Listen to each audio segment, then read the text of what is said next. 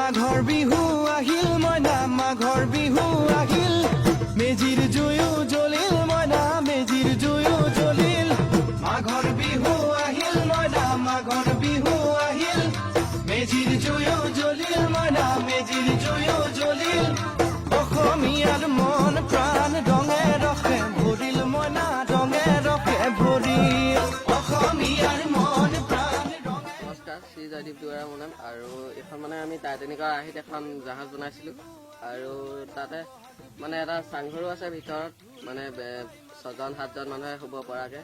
আৰু ইয়াতে নৰা ব্যৱহাৰ কৰি বনাইছোঁ আমি, আৰু বাঁহ আছে ইয়াত। আৰু কাম এতিয়া বাকী আছে, আৰু বেছি কামো নাই বাকী, আৰু বেছি দিন নালাগে, ওলাব এইকেইদিনতে। সকলোৱে মিলিজুলি এতিয়া বিহুত উৰুকা দিনাখন আমি মিলিজুলি এসাঁজ ভাত খাম আমি ইয়াতে পথাৰতে। আৰু পাতিহাঁহ ৰাজহাঁহ সৈতে কোমোৰা মাছ এইবোৰ চব থাকিব। আৰু আমাৰ ইয়াতে ভেলাঘৰ সজা হৈছে, আমি সকলোৱে আজি ফূৰ্তি কৰিছোঁ। বাকী আমাৰ ল'ৰাকেইটাই ইমানখিনি সাজি আজি ডিচেম্বৰ মাহৰ পৰা লাগি পেলাই ইয়াতে ভেলাঘৰ সাজি আছে।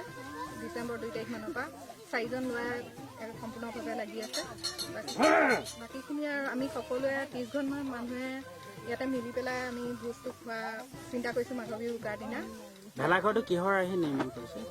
ভেলাঘৰটো আমাৰ মাঘৰ বিহু উপলক্ষে বনোৱা হৈছে। ভেলাঘৰটো আপোনালোকে হয়তো দেখা পাইছে, এখন জাহাজ বনাইছে। সকলোখিনি ইয়াতে আয়োজন কৰি ৰাইজৰ সহযোগিতাই 4জন ল'ৰাই বিশেষকৈ লাগি পেলাই এই ভেলাঘৰটো সাজি উলিয়াইছে। ডিচেম্বৰৰ 2 তাৰিখ মানৰ পৰা লাগি আছে এতিয়ালৈকে। বাকী দেখা পাইছে আৰু অকণমান বাকী আছে, মেজিটো সাজিব আছে, ভেলাঘৰটো সজা খাম বুলি ভাবিছোঁ।